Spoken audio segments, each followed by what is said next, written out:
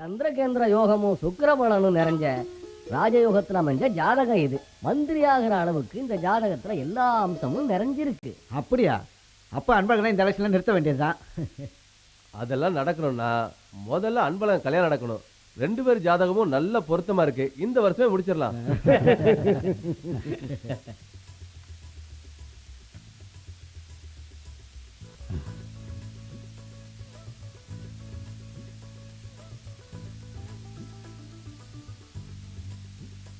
பொண்ணு லட்சணமா இருக்குல்ல? ஒண்ணு மங்களகரமா இருக்கா. எனக்கு பிடிச்சிருக்கு.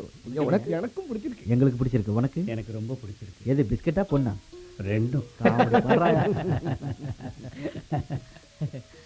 கல்யாணத்தை முடிக்கும் நாங்க முடிவு பண்ணிட்டோம். உங்க சைடு எது பேசினாலும் பேசிக்கோங்க. எங்களுக்கு வேற ஒண்ணு வேணாம். அன்பழகனோட கல்யாணம் தாமரைப்பட்டில தான் நடக்கணும். எங்க ஊருக்கே திருவிழா மாதிரி அது. எங்களுக்கெல்லாம் எந்த ஆட்சேபனையும் இல்ல. நீங்க சொல்ற மாதிரி உங்க ஊர்லயே நடத்திக்கலாம். அன்பழகனுக்கு பொண்ணுகிட்ட ஏதாவது பேசணும்னு ஆசை இருந்தா பேசிக்கோங்க. ஐயோ, நான் என்ன பேசுறதுக்கு இருக்கு? பெரியவங்களுக்கு ஓகேனா எனக்கு ஓகே தான். அது கூட கொஞ்சம் தனியா பேசணும். உங்க கூட ஏதோ தனியா பேசணுமா? ஏய், நல்ல சான்ஸ்டா. இந்த காலத்துல பசங்க பண்றதெல்லாம் பொண்ணுங்க பண்ணிட்டு இருக்காங்க. வெக்கமா இருக்குடா. நல்லா இருக்கீங்களா? மாப்பிள்ளை பிடிச்சிருக்கா? கல்யாணத்தை வைகாசில வச்சிருக்கலாமான்னு கொடுத்து வச்ச வேண்டாம் நீ.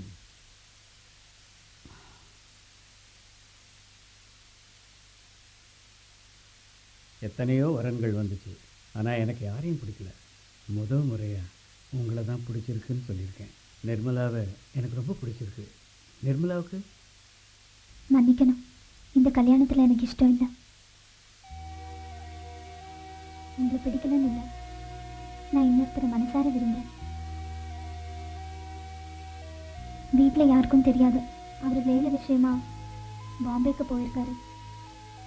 என்னை காத்துட்டு இருக்க சொல்லி சொன்னாரு. வந்ததும் வீட்டில் சொல்லி கல்யாணம் பண்ணிக்கலான்னு சொன்னாரு. சம்மதிக்கலைன்னா ஓடி போயிடலான்னு சொல்லியிருக்காரு. எங்களுக்கு வேற வழியே தெரியல. உங்களை கையெடுத்து கும்பிடுறேன். நீங்க தான் இந்த கல்யாணத்தை எப்படியாவது நிறுத்தணும். உங்க காலை பிடிச்சு கேட்டுக்க. அழாதீங்க, முதல்ல கண்ணை தொடுங்க. பரவாயில்ல, விடுங்க. எல்லாரும் மனுஷங்க தானே. ஒருத்தருக்கு ஒருத்தர் புரிஞ்சுக்கிறது தாங்க வாழ்க்கை. கவலைப்படாதீங்க, கல்யாணத்தை நான் நிறுத்துறேன். சமையலுக்கு நம்ம அரிசி பாளையம் ராமனே பேசி முடிச்சிடலாம். சமையல்ல அவர் சக்கரவர்த்தி ஆச்சே, அவரே பேசி முடிச்சிடலாம். மாதவண்ணா, மணி, வாங்க போலாம். எனக்கு இந்த பொண்ணை பிடிக்கல. அப்ப நீ தானே சொன்ன பிடிச்சிருக்குன்னு? அப்ப பிடிச்சது, மனசை விட்டு பேசினதுக்கு அப்புறம் இப்ப பிடிக்கல. என்ன தம்பி அப்போ ஒண்ணு இப்போ ஒண்ணு பேசுறீங்க? அது மட்டும் இல்ல, கலர் ரொம்ப கம்மியா இருக்கா, என்னை விட ரொம்ப குள்ளமா இருக்கா. வாங்க. ஐயோ, அன்பு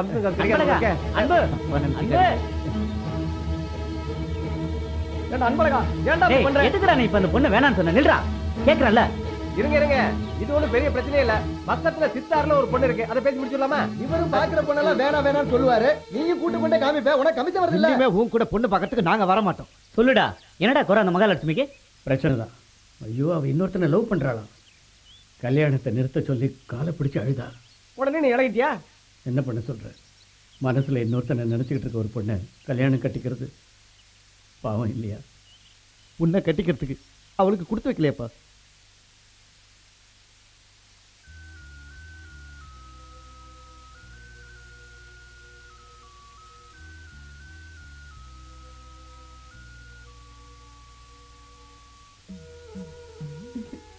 அன்பழகா,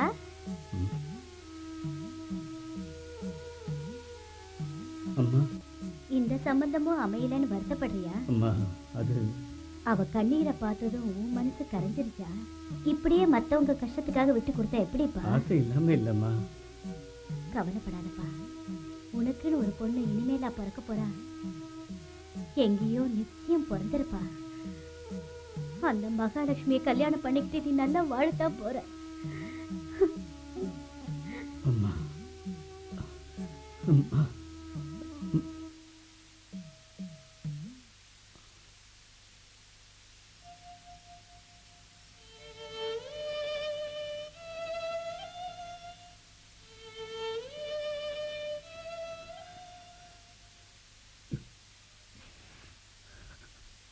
ரோடு போடுற கான்ட்ராக்டை எனக்கு கொடுத்த இந்த ஊர்க்காரங்களுக்கு நன்றியை தெரிவிச்சுக்கிறேன். ஆனால் இந்த வேலையை செய்கிற முழு தகுதி வயசில் பெரியவரான நம்ம குமார் அண்ணனுக்கு தான் இருக்குன்னு நான் நினைக்கிறேன். அதனால இந்த பொறுப்பு அவர்கிட்ட நான் ஒப்படைக்கிறேன். அண்ணா, குமாரண்ணா, கொடுக்காத குடுக்குற அப்ப போட்டோ எடுக்கணும்ல. இந்த போட்டோகிராஃபர் எங்க போயிட்டான்? போட்டோகிராஃபரே மன்னிச்சிருங்க, நான் வந்துடுறேன். பெரியவரே, கொஞ்சம் தெரிஞ்ச மாதிரி போட்டு வேண்டாம், கொடுங்க. நீ போட்டோ மட்டும் எடு. எல்லாம் கொஞ்சம் சிரிக்கையா? குமாரண்ணே, அடி வயித்துல இருக்கிற மோஷன் மூஞ்சில தெரியணும் அந்த மாதிரி கண்ணு. கேமரா முன்னால போஸ்ட் கொடுக்கறதுக்கு இவரு தான் விஜயா அஜிதா. இவரு கஷ்டப்பட்டு உழைச்சா வேர்வை மட்டும் தான் இவர் முகத்துல தெரியணும். நீ போட்டோ எடுக்கிறத மட்டும் நிறுத்தாத, எடுத்துக்கிட்டே இரு நான் சொல்ற வரைக்கும். வேற ஆரம்பிங்க. ஆரம்பிங்க. ஓ பெருசு இடிக்காத வாயா. எல்லாரும் நில்லுங்க, ரோடு போடக்கூடாது. ரோடு போடக்கூடாதுன்னு எங்க ஐயா ஆர்டர் போட்டிருக்காரு. எவன்டா ஆர்டர் போட்டது? ஆர்டர் போட்டது எங்க ஐயா தான். நான் கவர்மெண்ட்லயே ஆர்டர் வாங்கிட்டேன். உங்களால முடிஞ்சதை பார்த்துங்க, ரோடு போட்டே தீருவோம். எங்கடா உங்க முதலாளி?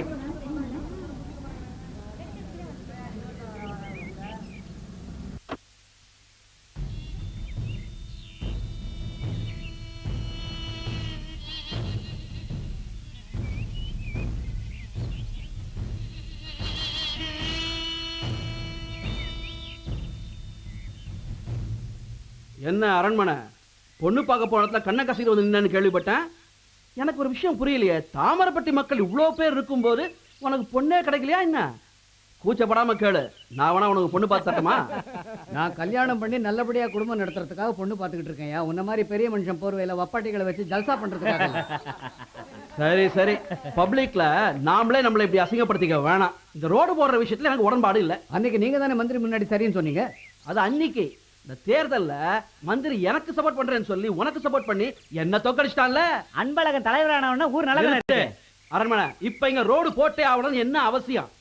நான் இருக்கேன், நல்லா தெரியும். நம்ம ஊர்ல யாருக்காவது உடம்புக்கு முடியலன்னா ஹாஸ்பிட்டலுக்கு போக ஊரை சுத்தி போக வேண்டியிருக்கு. ஒரு பொண்ணுக்கு பிரசவ வேதனை வந்தா இந்த குண்டு குழிமான ரோட்ல 8 கிலோமீட்டர் தள்ளி ஹாஸ்பிட்டல் கூட்டு போக முடியுமா? நீ ஒரு பொண்ணை கல்யாணம் பண்ணி அவ மாசமாயி அவளுக்கு பிரசவ வலி வரும்போது அப்ப யோசிக்கிட்டா போறாரா?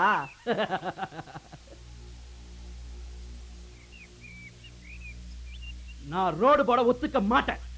ஓ சம்மதம் ஒண்ணு எங்களுக்கு தேவையில்லை. நீங்க போய் வேலையை ஆரம்பிங்க. டேய், நான் யாருன்னு காமிங்கடா.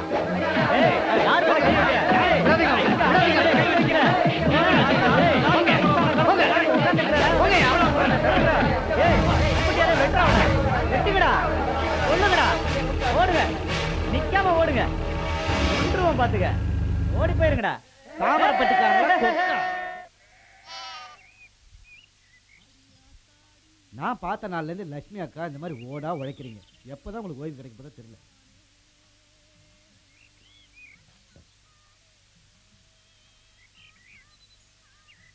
ராஜா நான் போய் பாத்தீங்களா?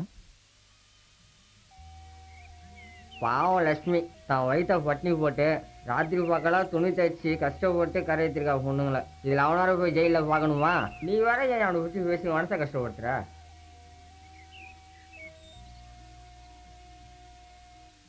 ஒருத்தனை குத்திட்டு ஜெயிலுக்கு போயிட்டான். அவனும் கௌரவமா வாழ மாட்டேங்கிறான், இவங்களையும் நிம்மதியா வாழ விட மாட்டேங்கிறான். பால் கறந்துட்டு வரதுக்கு லேட் ஆயிடுச்சு, மன்னிச்சிடுங்க. இதை வச்சுதானே என் 2 பிள்ளைங்களையும் படிக்க வைக்கிறேன். எல்லாம் என் தலை விதி. அதனால என்னக்கா, நீங்க வேலைன்னு காலை வச்சீங்கன்னா மிஷின்ல இருந்து கால் எடுக்க 5 மணி ஆயிடுது. அஞ்சலியோட ரிசல்ட் என்னாச்சுக்கா? இன்னைக்கோ நாளைக்கோன்னு அது நினைச்சாலே பயமா இருக்கு. ஏன்க்கா கவலைப்படுறீங்க? அவ கண்டிப்பா பாஸ் ஆயிடுவான்னு தெரியும். ஆனா நல்ல மார்க் எடுக்கணும்ல. காலேஜ் வேற சேரணுங்கிறா. டிகிரி படிக்கணும்னு ஆசைப்படுறா. இது வரைக்கும் படிக்க வச்சதே கஷ்டம். இதுல அவ மெடிக்கல் காலேஜ் வேற படிக்கணும்னு சொல்றா. என்ன பண்ண போறனோ ஒன்றும் புரியல. அப்போ இனி அஞ்சலி என் கூட டைலரிங்க்கு வாடினா வரமாட்டேங்கிறா. Typing class போறேன்றா. அனுப்பலான் இருக்கேன். படிச்சு என்னக்கா பண்ண போறா? என்ன சொன்னாலும் பொட்டக்கோழி கூவி பொழுது விடியாதுன்னு தானே பெரியவங்க சொல்லுவாங்க. எவ்வளவு படிச்சாலும் அடுத்த வீட்டுக்கு போய் பாத்திரம் தானே தேய்க்க போறா. உன்னோட அபிப்பிராயத்தை இங்க யாரும் கேட்கல. அதிக பிரசங்கி.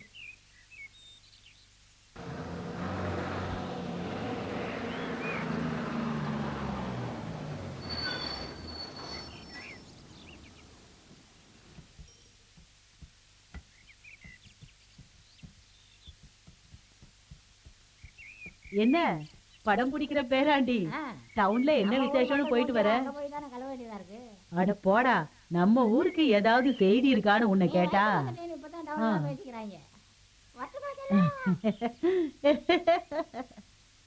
லட்சுமிக்கா அஞ்சலி போட்டோ ஒண்ணு வேணும். எதுக்கு? அவ ஸ்டேட் பஸ்ல பாஸ் ஆயிட்டா. பேசிக்கிட்டு நேரம்ல இன்னைக்கே போட்டோ பத்திரிக்கைக்கு அனுப்பணும். நிக்க நேரம்லப்பா. மாதவனே உங்களுக்கு ஒரு விஷயம் தெரியுமா? அஞ்சலி ஸ்டேட் பஸ்ல பாஸ் ஆயிருக்கா. அஞ்சலி ஸ்டேட் பஸ் வந்ததுனால இன்னைக்கு புட்டு இல்ல எல்லாமே கட்டு. நீங்க கடை லீவுப்பா. டெய்லர் கடையே சேர்த்தா சொல்றேன். சரோஜினி, லட்சுமிக்கா வாங்க அஞ்சலி போய் பாப்போம். நீயும் வாடி கோமதி. நீங்க முதல்ல போக, நான் அப்புறம் வரேன்.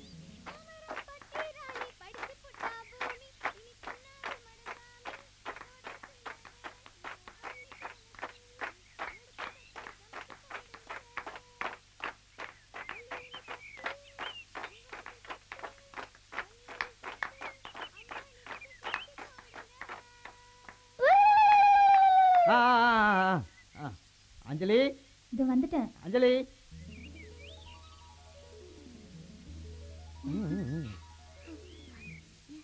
என்னம்மா, என்ன மாதவன்னா? அஞ்சலி, இல்ல நான் தான் சொல்லு. அஞ்சலி, நீ ஸ்டேட் பஸ் வந்திருக்கமா? நான் இன்னும் படிக்கணுமா? கண்டிப்பா படிக்க வைக்கிறேம்மா. இதனால ஊர் மக்களுக்கு தெரிவிக்கிறது என்னன்னா, நம்ம லட்சுமி அக்காவோட முதல் பொண்ணு அஞ்சலி ஸ்டேட் பஸ்ல பாஸ் ஆயிருக்கா. நாளைக்கு சாயங்காலம் 5 மணிக்கு நம்ம அஞ்சலிக்கு அன்பழகன் தலைமையில பாராட்டு விழா நடக்க போகுது. இதுக்கு எம்எல்ஏ, நாயர், மற்ற பெரிய மனுஷங்க எல்லாம் வராங்க. நம்ம கிராம மக்கள்லாம் இந்த ஃபங்க்ஷன்ல வந்து கலந்துக்கிட்டு அஞ்சலியை வாழ்த்தணும். தாமிரபட்டி மாதிரி ஒரு சின்ன குக்கிராமத்துல புருஷனுடைய உதவி இல்லாம 2 பெண் குழந்தைகளை வளர்க்கறது எவ்வளவு கஷ்டம்னு நம்ம எல்லாத்துக்கும் தெரியும். அஞ்சலியுடைய இந்த பெருமைக்கு காரணமாக இருந்த லட்சுமி அம்மாவை நம்ம பாராட்டி ஆகணும். அஞ்சலி மாதிரி ஒரு திறமையான மாணவிக்கு என்னால முடிஞ்ச உதவியை அரசாங்கத்திடமிருந்து பெற்றுத் தருவேன் என்று உறுதியளிக்கிறேன். அஞ்சலி போல பல மாணவிகள் இந்த தாமிரபட்டிக்கு மேலும் பல பெருமைகளை சேர்க்க வேண்டும் என்று கேட்டுக்கொள்கிறேன். அஞ்சலிக்கு நிறைய கனவுகள் இருக்கு, அது எனக்கு நல்லாவே தெரியும். என்னால அஞ்சலிக்கு மட்டுமில்ல, அஞ்சலி மாதிரி படிக்கணும்னு ஆசைப்படுற எல்லா குழந்தைகளுக்கும் கவர்மெண்ட் கிட்ட சொல்லி நிறைய சலுகைகள் ஏற்படுத்தி தர முடியும்னு சொல்லிக் கொள்கிறேன். இப்போ நாங்கள் இருக்க ஆட்சியில் நம்ம முதலமைச்சர் ஐயா குழந்தைகளுக்கு படிக்கிறதுக்கு நிறைய சலுகைகள் ஏற்படுத்தி கொடுத்துருக்காரு. குழந்தைகளுக்கு கல்வி வந்து கம்ப்யூட்டர் மயமாக்கிக்கிட்டு இருக்காரு. கூடிய சீக்கிரம் நம்ம தாமிரப்பட்டிக்கும் அது வர்றதுக்கு நான் ஏற்பாடு பண்ணிக்கிட்டு இருக்கேன். எல்லா உதவியும் நம்ம கவர்மெண்ட் கிட்ட இருந்தே எதிர்பார்க்க முடியாது, அது சாத்தியமில்லாத விஷயம். அதனால நம்மளால முடிஞ்ச உதவியை செய்யணும்னு கேட்டுக்கிறேன்.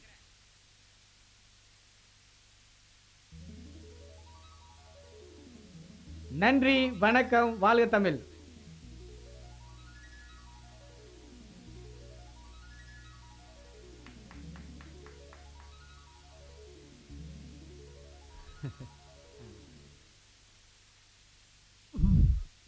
மகாஜனங்களே, வாழ்க்கையில முன்னுக்கு வரணும்னா நாம கஷ்டப்பட்டாகணும். முன்னுக்கு வந்த எத்தனையோ பேரு வாழ்க்கையில கஷ்டப்பட்டு தான் முன்னுக்கு வந்திருக்காங்க. பல உதாரணங்கள் இருக்கு. ஆனா நமக்கு நேரம் இல்லாத காரணத்தால ஒரு சிலதை பத்தி நான் சொல்ல போறேன். நம்ம அம்பானியை எடுத்துக்குங்க. ஒரு சாதாரண விவசாய குடும்பத்துல பிறந்தவர். இன்னைக்கு உலகத்துக்கே தெரியக்கூடிய மிகப்பெரிய கோடீஸ்வரா இருக்காருன்னா அவர் கஷ்டப்பட்டு உழைச்சதுதான் காரணம். நானும் தான் கஷ்டப்படுறேன். வெறும் கஷ்டப்பட்ட போறாது, புத்தியோட கஷ்டப்படணும். ஆபிரகாம் லிங்கன் எடுத்துக்கோங்க. ஒரு சாதாரண செருப்பு தைக்கிற தொழிலாளியோட பையன். அவர் அமெரிக்காவுக்கு ஜனாதிபதி ஆகலையா? இன்னும் ஒரு சில பேர் இருக்காங்க, தன்னை பெரிய ஆளா காட்டிக்கணும்னு ஊர்ல இருக்கிறவங்க 5-10 அப்பப்ப கொடுத்து சுய விளம்பரம் தேடிக்கிறாங்க. இது ஒரு கேவலமான விஷயம், உங்களுக்கு புரியறதே இல்லை.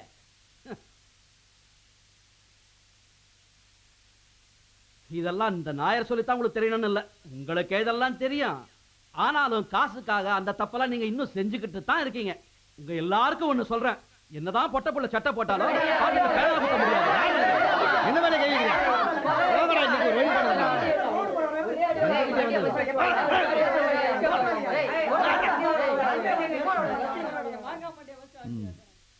நாய்கிட்ட ஒரு முழு தேங்காய் கிடைச்சா அது தானும் திங்காது, மற்றவங்களுக்கும் கொடுக்காது. அதே மாதிரி தான் நம்ம நாயர்கிட்ட இருக்கிற பணமும்.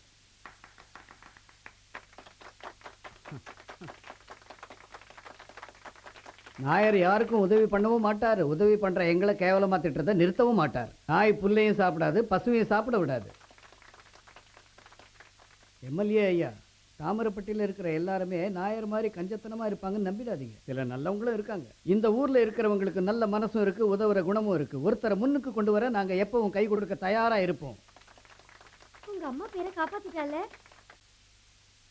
மைக்கு கிடைச்சா பேசுறது, சான்ஸ் கிடைச்சா கை தட்டுறது. லக்ஷ்மி அம்மா இந்த 2 குழந்தைகளை எவ்வளவு கஷ்டப்பட்டு வளர்த்தாங்கன்னு எனக்கு தெரியும். இந்த புத்திசாலி பொண்ணை நாம ஒரு நல்ல நிலைக்கு கொண்டு வரோம். நம்ம ஊர் பிள்ளைக்கு நீங்கெல்லாம் கை கொடுப்பீங்கன்னு நான் நம்புறேன். படிப்போட அருமை படிக்காத எனக்கு நல்லாவே தெரியும். எம்எல்ஏ சொன்னாரு, அஞ்சலியோட மனசுல எவ்வளவோ ஆசைகள் இருக்குன்னு. அந்த பொண்ணோட ஆசை எதுவா இருந்தாலும் என்னவெல்லாம் படிக்கணும்னு ஆசைப்பட்டாலும் அதுக்காக எத்தனை லட்சம் செலவானாலும் அந்த செலவு மொத்தத்தையும் நானே ஏத்துக்கிறேன்னு உங்க எல்லார் முன்னாலேயும் அரண்மனை வாரிசான நான் சத்தியம் பண்றேன்.